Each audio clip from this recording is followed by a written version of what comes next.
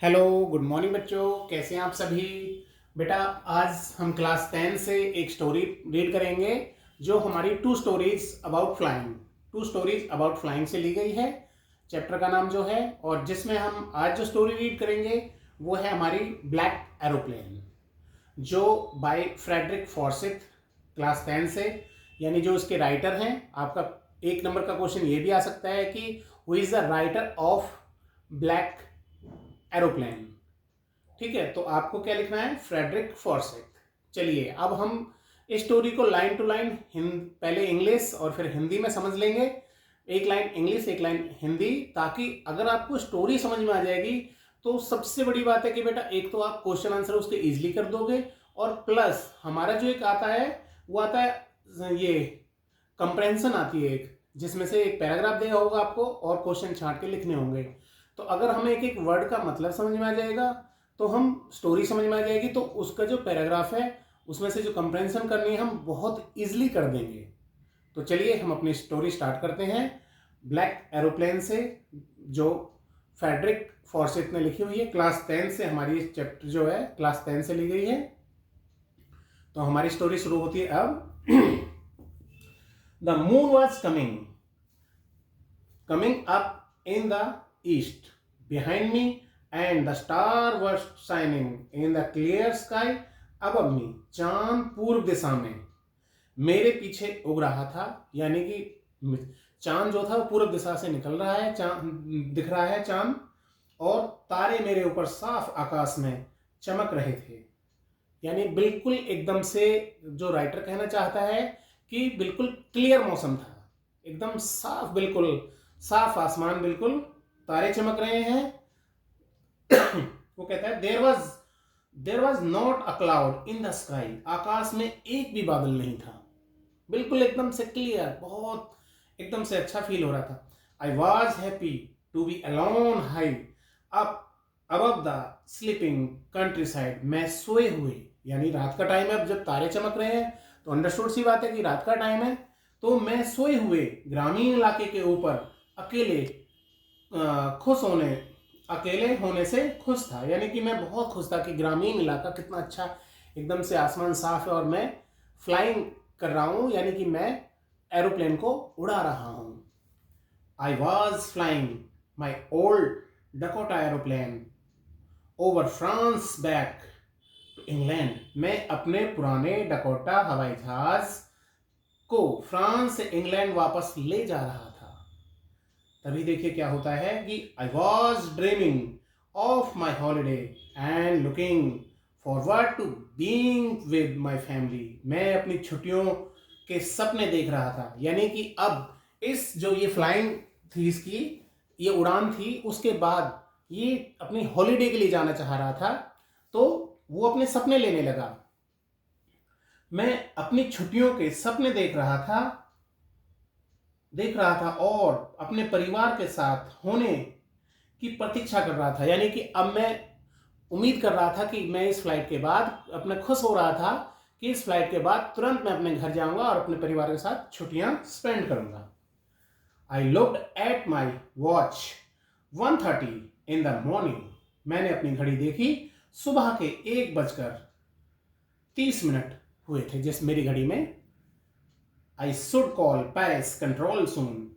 I thought, मैंने सोचा मुझे जल्द ही पेरिस कंट्रोल को कॉल करना चाहिए। यानी जो हम एरोप्लेन उड़ाते हैं तो हमारे कंट्रोल रूम में हमारी कंटिन्यू बात होती रहती है कि भाई आगे का जो हम जिस रडार पे उड़ा रहे हैं अपने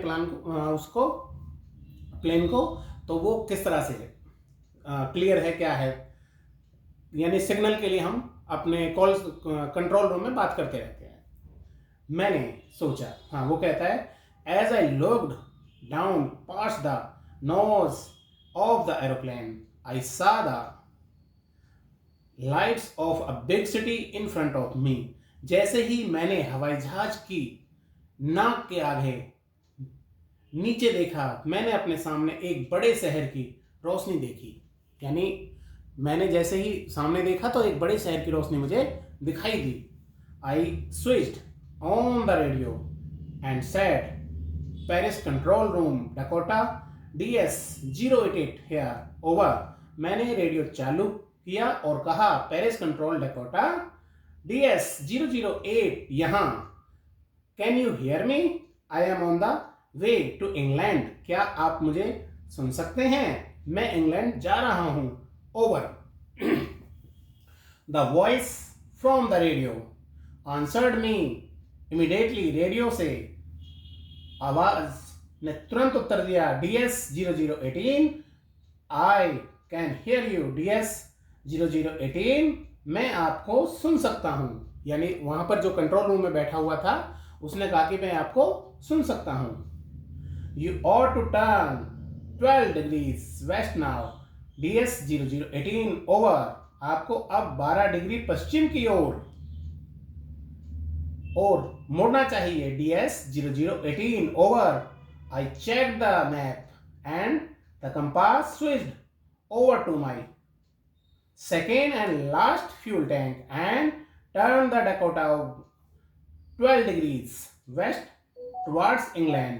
मैंने नक्शा और कंपास देखा, दूसरे और आखिरी ईंधन टैंक में स्विच किया और डकोटा को 12 डिग्री पश्चिम की ओर इंग्लैंड की तरफ मोड़ दिया। जैसा मुझे सिग्नल मिला था कि भाई आप 12 डिग्री पे अपने उसको मोड़ दीजिए, टर्न कर दीजिए, तो मैंने ऐसा ही किया। I will be in time for breakfast, I thought, मैंने सोचा कि मैं नाश्ते के समय तक पहुंच जाऊंगा, ऐसा मैंने सोचा। I would begin England breakfast, everything was going well, it was an easy flight, एक अच्छा बड़ा अंग्रेजी नाश्ता, सब कुछ ठीक ठाक चल रहा था। यानी अभी तक जो था मेरे साथ बिल्कुल अच्छा चल रहा था, बिल्कुल आसमान साफ था, जैसे मैंने बताया अभी स्टोरी में राइटर ने बताया कि, और मेरी जो है कंट्रोल रूम में बात भी हो गई है और उन्होंने कहा हम आपको सुन सकते हैं, और बिल्कुल उन्होंने कहा कि भाई 12 डिग्री के एंगल पे उसे टर्न कर दीजिए, तो इस तरह से सब कुछ ठीक ठाक चल रहा था। यह एक आसान उड़ान थी। Paris was about 150 kilometres behind me when I saw the cloud. अब देखिए एकदम से क्या टर्न हुआ कि पेरिस मुझसे लगभग 150 किलोमीटर पीछे था जब मैंने बादल देखा। स्ट्रॉन्ग क्लाउड, स्ट्रॉन्ग होता बेटा तूफान, क्लाउड मीन्स बादल, दे वर ह्यूज, तूफानी बादल, वे बहुत बड़े थे। एक तूफानी बादल को देखा जो बहुत बड़ा था। They looked like black mountain standing in front of me across the sky, जो आसमान में वे काले पहाड़ों की तरह लग रहे थे जो मेरे सामने आकाश में खड़े थे।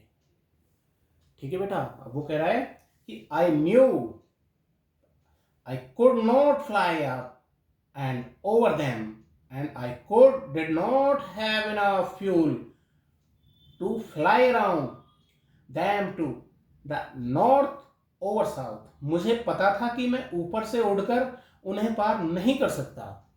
यानी क्लाउड जो था, बादल जो था, वो इतना ज्यादा एकदम से था कि मुझे पता था कि मैं उन्हें ऊपर से उड़कर पार नहीं कर सकता, और मेरे पास उतना ईंधन नहीं था कि मैं उनके चारों ओर, उत्तर और दक्षिण की ओर उड़ सकूं।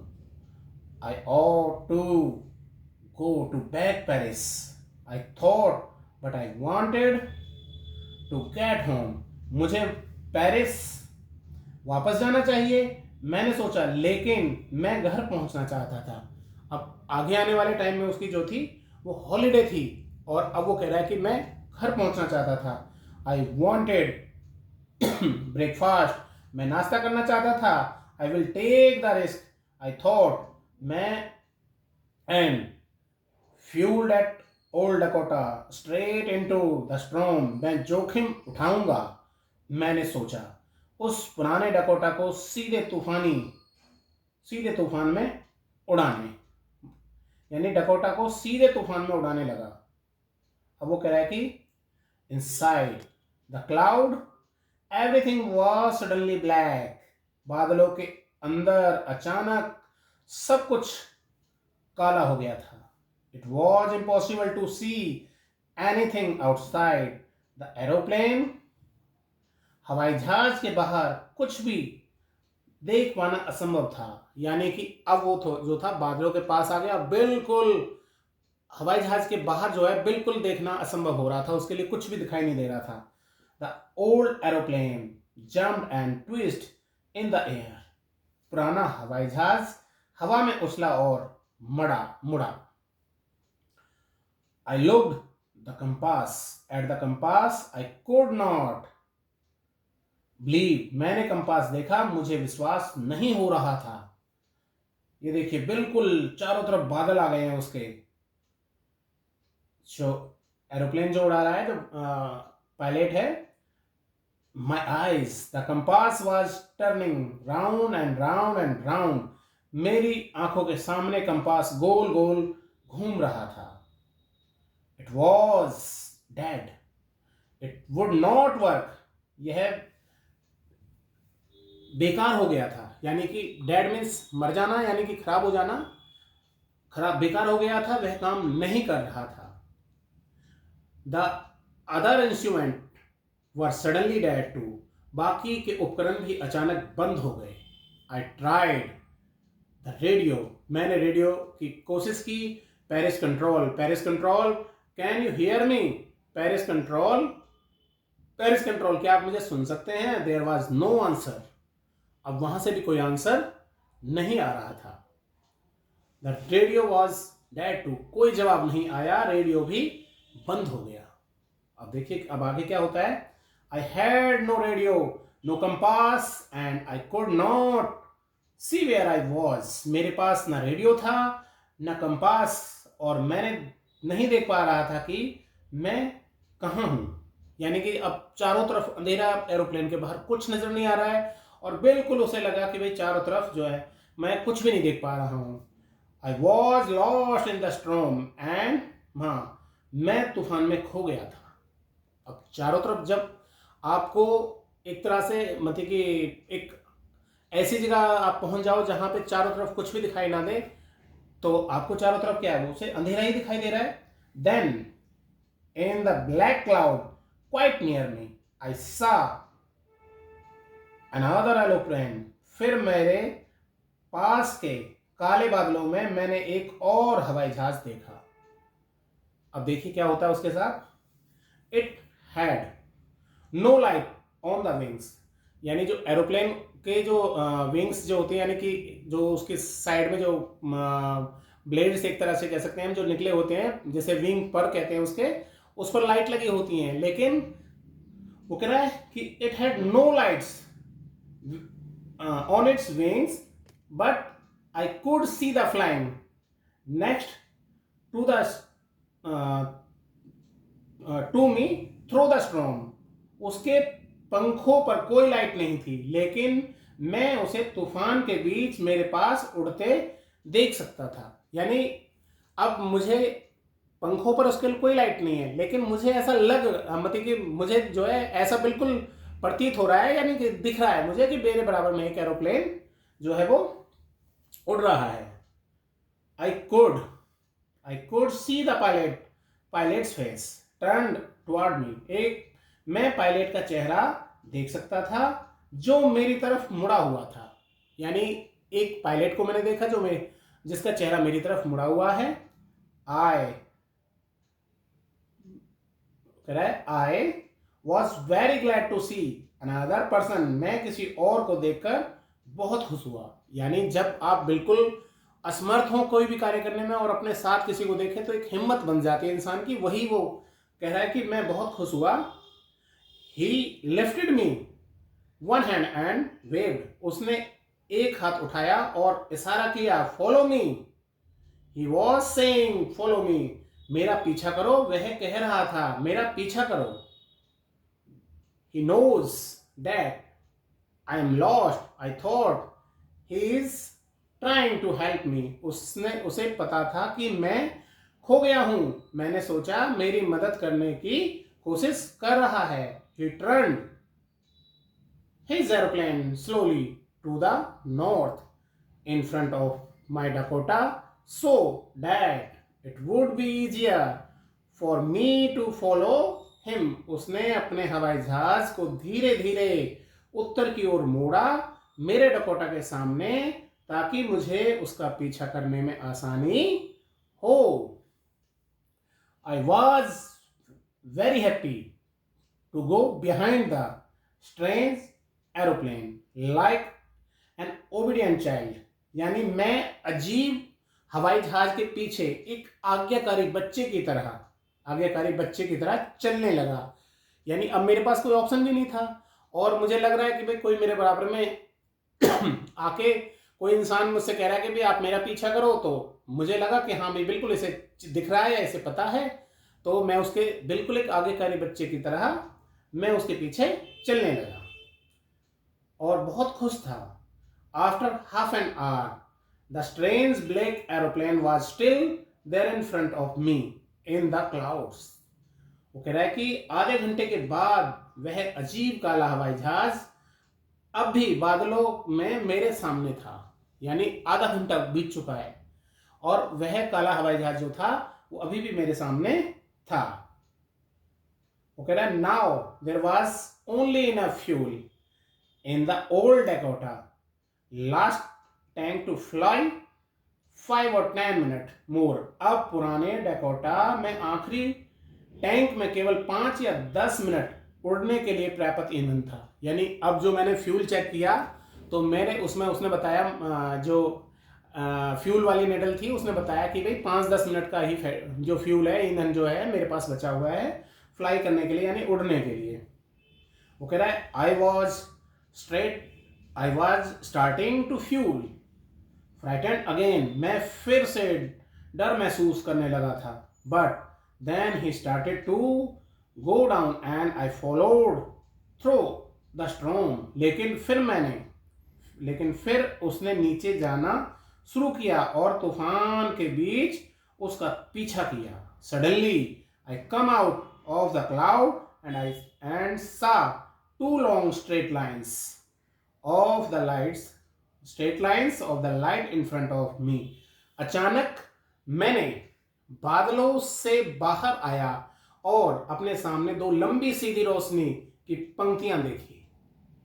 It was a runway at an airport was safe।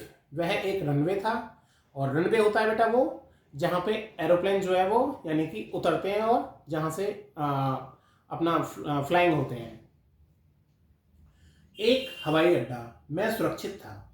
I turn to look for my friend in the black aeroplane but the sky was empty. वो कह रहा है कि मैंने काले हवाई जहाज में अपने दोस्त को ढूंढने के लिए मुड़कर देखा, लेकिन आकाश खाली था।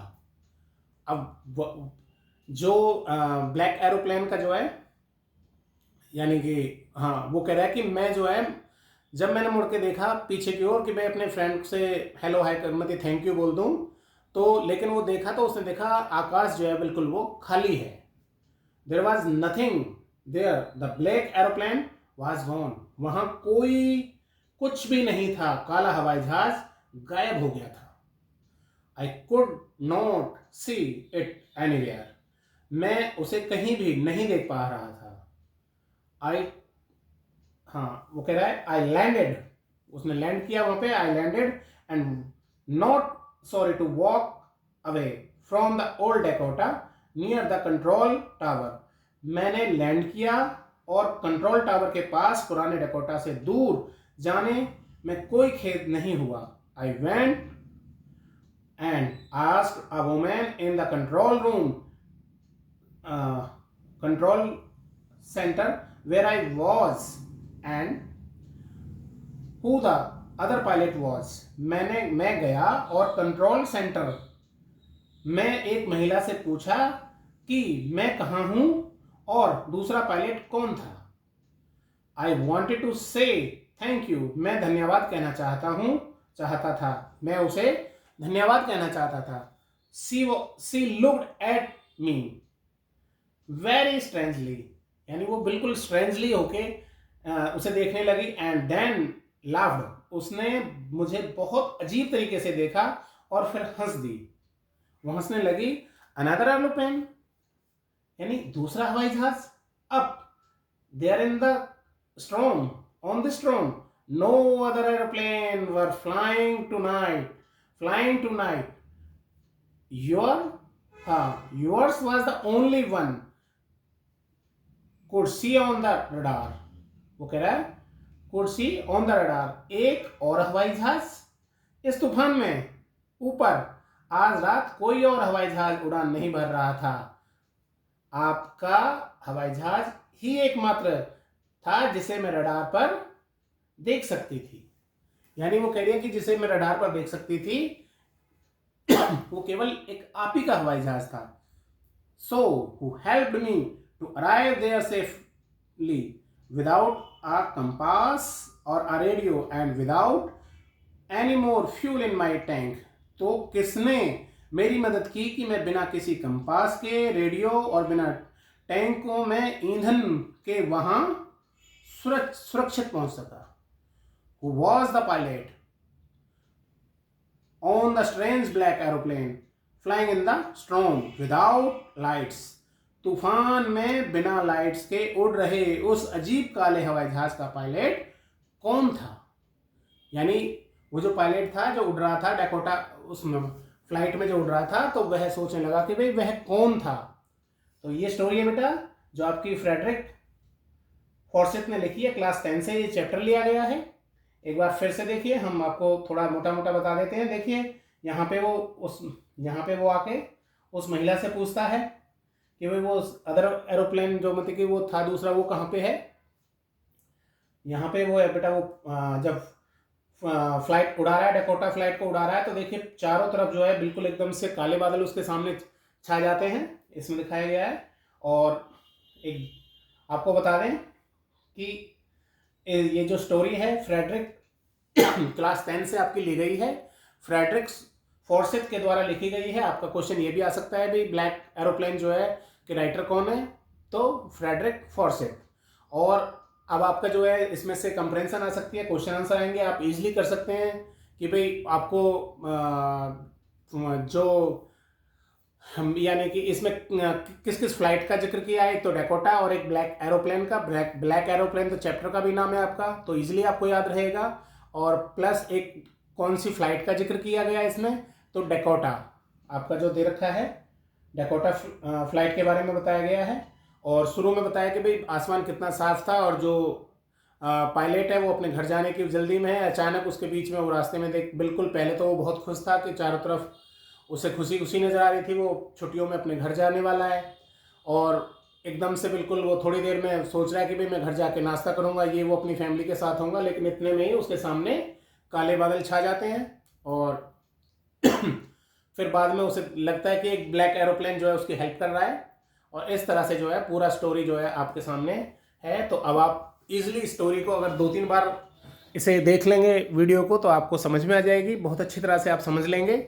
और बेटा अगर आपको ये वीडियो अच्छी लगी है तो प्लीज़ वीडियो को लाइक, शेयर एंड सब्सक्राइब जरूर कर दें, ताकि हम आपको और वीडियो यानी और जो आपके चैप्टर हैं वो बिल्कुल ईजी वे में इसी तरह से समझाते रहें। क्योंकि अगर आपको स्टोरी समझ में आ जाएगी तो समझिए आपकी आधी जो टेंशन है ना वो ख़त्म हो जाएगी। ईजिली आपको क्वेश्चन आंसर समझ में आ जाएंगे और ईजिली आपको कंप्रहेंशन आप कर सकोगे, ठीक है। और जब आप हिंदी और इंग्लिश को साथ साथ देख लोगे तो आपके जो है बहुत सारे वर्ड मीनिंग क्लियर हो जाएंगे और आपके चैप्टर ईजी आपको समझ में आ जाएगा, ठीक है ना बेटा। तो कैसा रहा आपका चैप्टर ये आप मुझे ज़रूर कमेंट करके बताइएगा। और आप जो है प्लीज़ फिर से मैं आपसे रिक्वेस्ट कर रहा हूँ कि वीडियो को लाइक करें, शेयर करें, सब्सक्राइब ज़रूर करें और बेल आइकन का बटन प्रेस करें ताकि हमारी हर वीडियो आपके पास पहुँच सके। Thank you.